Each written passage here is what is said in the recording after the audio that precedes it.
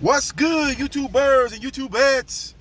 This is JBsports back again with another one.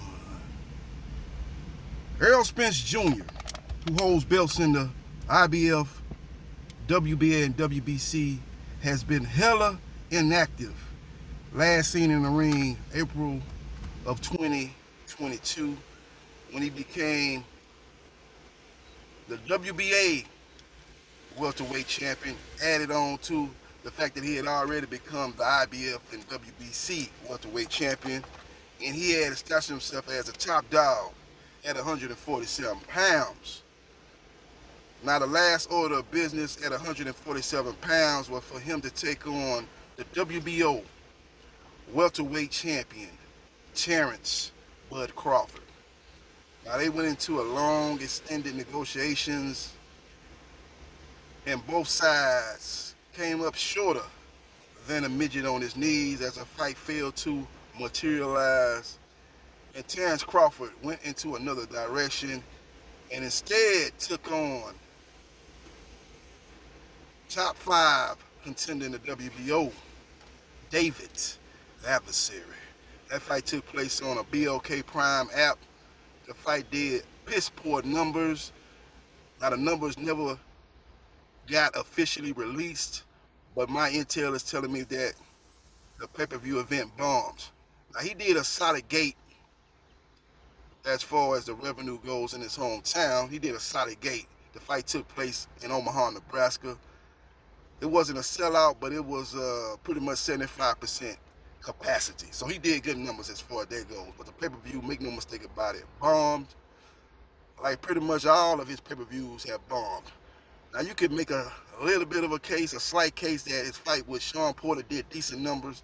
You got reports out here saying that the fight did over 200,000 pay-per-view buys, but my intel is telling me that the fight did 139,000 pay-per-view buys. And when you put that on top of the fact that the fight was on ESPN Plus, it was not on ESPN pay-per-view, so it was basically for people that was already signed with ESPN Plus. So it was strictly for those customers, so that kind of limited their capacity to get bigger numbers if it would have been on ESPN pay-per-view along with ESPN Plus. So for it to do 139,000 on ESPN Plus, which is basically an app that you have to subscribe to, those are decent numbers. But when you look at the pay-per-view buys he did with Amir Khan, which did 170,000 pay-per-view buys on ESPN pay-per-view, that's not successful. You look at the numbers that he did with Victor Poster, which was a good fight, and arguably Terrence Crawford's best win of his professional career. That fight did 50 to 60,000 pay-per-view buys, so that was horrible numbers. But the reason why that fight did not come to fruition in late 2022 was the simple fact that Terrence Crawford did not want to accept a fight with Errol Spence Jr. with no guarantee. The deal was consummated in the deal that both sides would agree, and Terrence Crawford, for a slight minute, did agree to these terms when he heard that Errol Spence Jr. was fighting November 17th with or without Terrence Crawford. But the terms of the agreement was that they were going to get a net percentage. Well, let me say it like that. They were going to get a percentage of the net revenue. So whatever the final numbers of the total event generated, they were going to get a percentage. And the deal was for Errol Spence Jr. to get 65% and Terrence Crawford to get 35%. Terrence Crawford, after agreeing to that publicly, did a 180 and decided to reject that offer. And then he took on, like I said earlier, fringe contender. Top 5 in the WBO, but in the whole grand scheme of things in the welterweight division, David Adversary is a fringe contender, a glorified journeyman, and he defeated him inside the first half of their fights. Now we're back negotiating, according to many reports. And there was a report came out about a week or two ago saying that they agreed to fight June 17. Showtime Sports president Stephen Espinoza shot down those reports, saying we are not fighting June 17th. We have not come to agreement to fight on that date. But we're still talking, we're still communicating. Hopefully, we'll come to agreement. The fight is pretty much done, but it's just the last couple of hurdles that need to be cleared. And in a lot of cases, those last hurdles have shut down and stopped a lot of fights from coming to fruition. So it's nothing that's a foregone conclusion, but he's very optimistic that the fight will get done. And now my intel is telling me that Errol Spence Jr. is fighting July 22nd. Make no mistake about it. Plan A is for Errol Spence Jr. to take on Terrence Crawford, but the clock is ticking. Plan B, if the Crawford fights fails to materialize once again, is for Errol Spence Jr. to take on Keith one-time Thurman. Errol Spence Jr. will be coming back to the square circle July 22nd. He can no longer afford to wait on Terrence Crawford to make up his mind and fight him for whatever reason.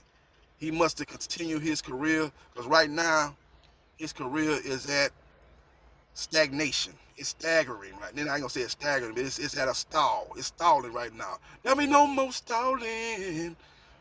That's what Errol Spence Jr. is saying right now. He will be fighting July 22nd. Now, if it's the Keith Thurman fight, it will be at AT&T Stadium in Dallas, Texas. If it's the Terrence Crawford fight, it will be in Las Vegas, Nevada. And the lead venue, the front runner to host that fight in Sin City is T-Mobile Arena. MGM Grand Arena is also in play. So we will see what happens, and we will see what transpires. July 22nd is the return of Errol Spence Jr. Make no mistake about it. Now, July 22nd is going to be a good date. Could be potentially a great day for the sport of boxing, as the lineal and WBC heavyweight champion Tyson, the Gypsy King Fury, will return to the square circle, and he will take on Zhilei Zhang, who right now is a candidate for upset of the year when he defeated Joe Joyce, who a lot of people thought was a top 5 heavyweight. A lot of people even rated him ahead of fighters like Anthony Joshua and Deontay Wilder, which was ASA 9, ASA 10, ASA 11, and ASA 12. As he got exposed against Zhang, he's a guy that was shown to have a strong chin. He would walk his opponents down because he could seem to be able to walk through anything. But he got in there with a guy that was a big heavyweight, a guy that was actually weighed more than him. He got touched with the left hand out the southpaw stance, and his chin finally showed cracks in that chin as he got wobbled and ultimately stopped against Zhang. Now, he's a potential opponent for Tyson Fury. I would say he's probably the front runner, and the second guy they're looking at is Andy Ruiz. Now, Andy Ruiz was probably in the catbird seat as far as getting the fight with Tyson Fury, but he's had trouble outside the ring, as his wife or fiance, I don't know what the status is, live-in partner, I would say that's either his wife or his fiance. She has filed charges against him, saying that he has abused her sexually, physically, and emotionally. So the authorities are looking into that. And if that is indeed the case, even with the allegations, people are now saying that he's not going to be able to be let in to the country of the UK because of those allegations. See, these other countries operate kind of differently than the United States. The United States is innocent until proven guilty, but these other countries seem to be, guilty until you prove your innocence. Because how is you going to just say the guy can't come into your country and based on allegations? Now, these are the reports and these are the intel that I'm hearing as far as Andy Ruiz fight with Tyson Fury. We all know that Tyson Fury cannot enter the United States due to his ties with mob boss Daniel Kenninghan. So that fight would definitely take place in the UK. The likely venue is Wembley Stadium, July 22nd or July 29th. If it's July 22nd, we're going to have a full day of boxing. We're going to have Fury versus Zhang or Ruiz during the daytime. And then the nighttime action, we will have Errol Spence Jr. taking on Terrence Crawford or Keith Thurman. So we will see what happens. And we will see what transpires. But just letting you know what's going on in the boxing circles. We have Canelo Alvarez making his return to the ring, his annual return in Cinco de Mayo in May, as he takes on UK's own John Ryder. We'll see how he look. If he takes care of business with John Ryder, which everybody is predicting he will do, that will set the stage for him to take on Dimitri Bivol. Now, Bivol said he wants that fight at 168 because he's already defeated Canelo at 175. He wants Canelo to put his belts on the line. There's no incentive for him to fight Canelo at 175 for his belt, as he has already accomplished that. Well, Canelo Alvarez came out this past weekend and said that he wants to fight Bivol at 175. He feels that fans will kind of shit on him if he makes Bivol drain himself and come back down to 168 and beat him. They would say he'd beat a weight drain or compromised Dimitri Bivol. So those negotiations, if Canelo defeats John Ryder, will need to be consummated, and both parties will need to be happy with the terms of the agreement. And right now, we seem to be at an impasse as far as that goes, as Canelo wants to fight at 175, and Bivol has told you guys and has told everybody that if he fights Canelo, it must be at 168. So we will see what happens, and we will see what transpires. Both guys have leverage, because it seems to me that Bivol don't have nobody to fight but Canelo. He tried to make a fight with Better Be. That fight did not happen. The WBC was not going to sanction that fight due to the fact that Bivol is a Russian citizen, and as long as Russia is invading Ukraine, they are not going to sanction any Russian fighters.